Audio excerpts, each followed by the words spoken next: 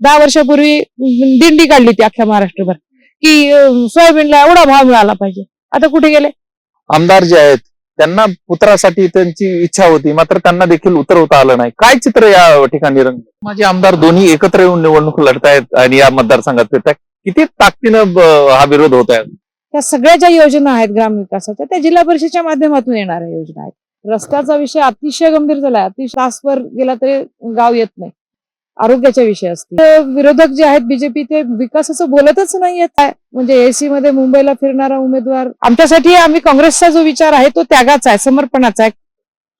आजी आणि माझी त्या दोघांमधलंच काही क्लिअर नाहीये. मी तर म्हणते दोघं जण एकदा बसा आणि तू रस्ता केला का मी रस्ता केला, आधी दोघांचं एकमत करा आणि मग लोकांच्या समोर तुम्ही जा.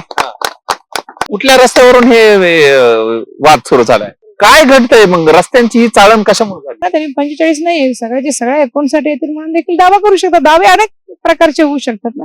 आणि बीजेपी अनेक ठिकाणी दावे करते, अनेक प्रकारचे दावे करते. अरे पण इकडे किती मोठा खिसा कापला तुम्ही. गॅसच्या किमती वाढल्यात, खताच्या किमती वाढल्यात. आता सुद्धा इलेक्शन आहे आणि याच्यामुळे हे भाव वाढलेले दिसतील तुम्हाला.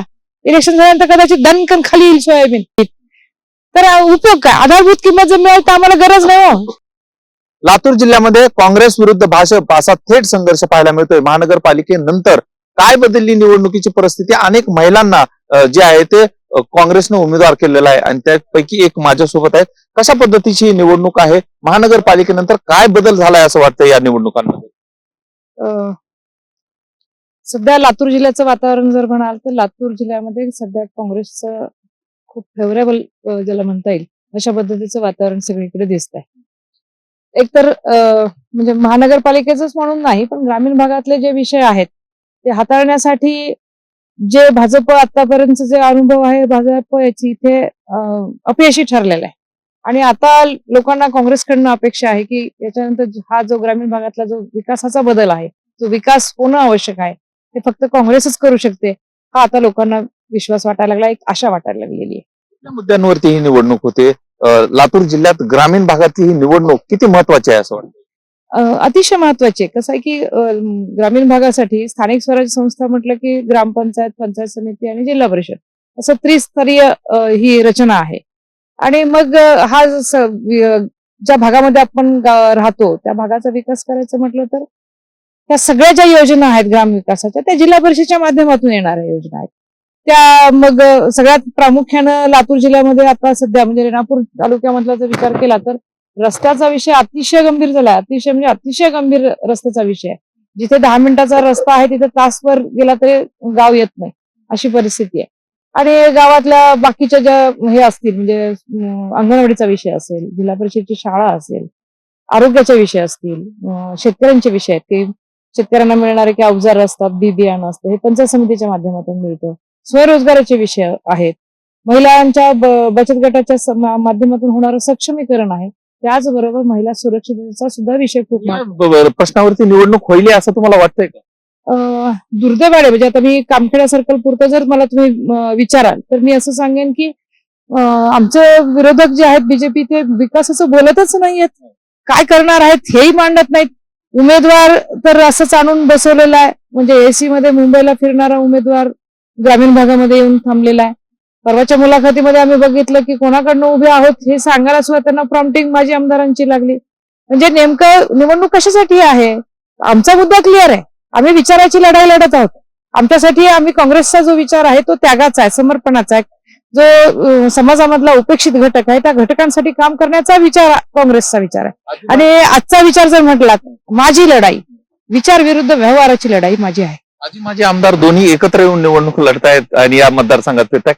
किती ताकदीनं हा विरोध होत आहे? आजी आणि माझी त्या दोघांमधलंच काही क्लिअर नाहीये. मी तर म्हणते दोघं जण एकदा बसा आणि तू रस्ता केला का मी रस्ता केला, आधी दोघांचं एकमत करा आणि मग लोकांच्या समोर तुम्ही जा. काय होतं? कुठल्या रस्त्यावरून हे वाद सुरू झालाय? कामखेडाचा रेणापूर वाला हे जो आहे या रस्त्यावरचा हा वाद आहे. एक रील स्टार मी पाहिला, त्या रील स्टारला तर फार मिलियन मध्ये त्याचे व्ह्यूवर येले फक्त रेणापूर मध्ये. काय घडतंय मग? रस्त्यांची ही चाळण कशामुळे झाली? एक तर कसं आहे की जो निधी येतो शासनाचा तो निधी त्या रस्त्यासाठी येतो. त्याच्यानंतर बरेच वर्ष त्या कामासाठी निधी मिळत नाही आणि मग ते जे काम असतं ते काम दर्जेदार होण्यासाठीच जे आहे तेच होत नाही. आणि म्हणजे भ्रष्टाचारच एवढा त्या सगळ्या ह्याच्यामध्ये आहे. त्याच्यानंतर मग तो त्या निधी जो आहे तो खरा त्या रस्त्याला किती लागतो हाच मोठा संशोधनाचा विषय. भिसे विरुद्ध भिसे असा थेट संघर्ष जे आहे ते लातूर जिल्ह्यामध्ये रंगवला जातो. काय हा संघर्ष आहे? नाही, ही घरातली लढाई नाही. मी परत पुन्हा एकदा तुमच्या माध्यमातून मी सगळ्यांना क्लिअर करू इच्छिते ही घरातली लढाई नाहीये, ही विचारांची लढाई आहे. मी जे मागच्या 25 वर्षापासून मी जे काम करते, मी सामाजिक काम करते, मी स्वतः उद्योजक आहे, मी एक्स बँकर म्हणजे मी 17 वर्ष बँक ऑफ बडोदामध्ये नोकरी केलेली आहे आणि त्याच्यानंतर मी उद्योजक म्हणून मी काम केलेलं आहे. माझा स्वतःचा वर्मी कंपोस्टचा बायो फर्टिलायझर पेस्टिसाइडची मॅन्युफॅक्चरर म्हणून मी काम केलेलं आहे. आता देखील म्हणजे मी शेतकरी आदर्श शेतकरी म्हणून अनेक पुरस्कार मी घेतलेले आहेत. राष्ट्रीय कृषी परिषदेला निवड झालेली मी शेतकरी आहे. आजही माझ्या भागातलं मला म्हणजे तुम्ही जर मला विचारलं की ताई तुम्ही काय करता तर मी सांगेन की मी शेतकरी आहे. आणि माझ्या माध्यमातून मी लातूर जिल्ह्यातल्या अनेक ITI वरती IMC मेंबर म्हणून मी काम करते. युवकांना स्वयंरोजगार जो आहे तो जो मोठा विषय आहे माझ्या दृष्टीने की ही जी शक्ती आहे तरुणांची ही जर एका योग्य दिशेला जर नाही वळवली, त्यांच्या हाताला जर काम दिलं नाही तर अतिशय भीषण चित्र पुढे उभे राहणार आहे. कारण बेकार असलेलं लेकरू आई बाप्पाला घरात बघावं वाटत नाही आणि त्याच्या माध्यमातून तो जर स्वतः गुंतून राहिला तर त्याचे विध्वंसकता देखील थांबेल. मला हे सांगा की आमदार जे आहेत त्यांना पुत्रासाठी त्यांची इच्छा होती मात्र त्यांना देखील उतरवता आलं नाही. काय चित्र या ठिकाणी रंगलं? नाही, तो त्यांच्या पक्षाचा विषय, त्याच्यावरती मी बोलणार पण नाही मी. पण एकाला एक नियम असा का लावला हाही माझ्यासारखा एक सामान्य मतदाराला प्रश्न पडलेला आहेच की रमेश अप्पांच्या मुलगा म्हणून ऋषिकेशची उमेदवारी काढली आणि हेही माझे आमदार तिथे बीजेपीचे म्हणूनच गेले, त्यांच्या घरात मात्र उमेदवारी दिली. ती कशी दिली, का दिली त्यांचं माहित नाही. आम्ही मतदार म्हणून हा आम्हाला पडलेला नक्कीच प्रश्न आहे. पण आमच्यासाठी जर म्हणाल तर हे घरातलं भांडण अजिबात नाहीये आणि माजी आमदारांनी ज्या विषयासाठी तिकडे हे केलेलं उडी मारलेली आहे ते फक्त भाऊजाईला तिकीट मिळावं एवढ्यासाठी त्यांनी इकडचा काँग्रेस सोडून तिकडे गेलेले आहेत. 45 जागा येतील असा दावा करते भाजप. कशा पद्धतीने बघता उमेदवार? नाही, कसं आहे की प्रत्येक पक्षाचा तो प्रश्न आहे ना. त्यांनी 45 नाही सगळ्या 59 येतील म्हणून देखील दावा करू शकतात. दावे अनेक प्रकारचे होऊ शकतात ना.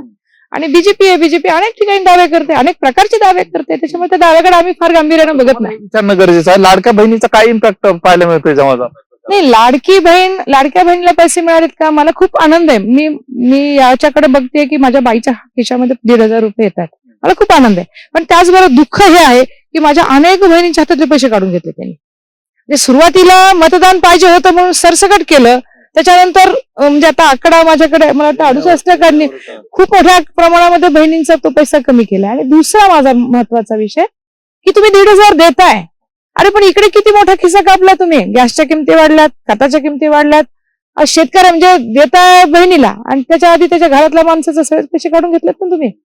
आमच्या शेतीमालाला आता तुम्हाला सोयाबीनचा भाव दिसतोय, थोड्या दिवसापूर्वी काय होता सोयाबीनचा भाव, आता सुद्धा इलेक्शन आहे आणि त्याच्यामुळे हे भाव वाढलेले दिसतील तुम्हाला. इलेक्शन झाल्यानंतर कदाचित दणकन खाली येईल सोयाबीन. आज कितीतरी म्हणजे सोयाबीनची अवस्था जर बघितली, ह्यांचेच नेते 10 वर्षापूर्वी दिंडी काढली होती अख्ख्या महाराष्ट्रभर की सोयाबीनला एवढा भाव मिळाला पाहिजे, आता कुठे गेले. मग याच्यावरती बोलणार कोण? आधारभूत किमती जर आमच्या पिकाला दिल्या नाहीत तर उपयोग काय? आधारभूत किंमत जर मिळेल तर आम्हाला गरज नाही हो, तुमच्या सन्मान निधीची गरज नाही, आम्हाला भीक नको आहे शेतकऱ्याला. आमच्या हक्काचे आमच्या मालाचे पैसे तुम्ही आम्हाला द्या, आम्हाला कोणाला भीक मागायची गरज नाही. आणि सगळ्यात महत्वाचं, शेतकरी हा पोशिंदा आहे, शेतकरी सगळ्याला सांभाळणार आहे. आज शेतकरी जर मेला तर कुणी जगणार नाही आणि शेतकरी जगला तर कुणी मरणार नाही.